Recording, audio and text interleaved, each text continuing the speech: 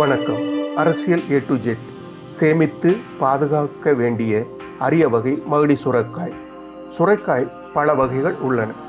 கிளி சுரைக்காய், சட்டி சுரைக்காய், வால் சுரைக்காய், குடுக்கை சுரைக்காய், குடுவை சுரைக்காய், மகுடி சுரைக்காய், கும்ப சுரைக்காய், குடம் சுரைக்காய் என்று பல விதம் உள்ளது. சுரைக்காய் நாம் உணவாக சாப்பிடுகிறோம். முற்றிய பிறகு சுரைக்காய் விரை எடுக்கப்படுகிறது. சுரை குடுவையை அலங்கார பொருட்களாக உபயோகம் செய்யலாம்.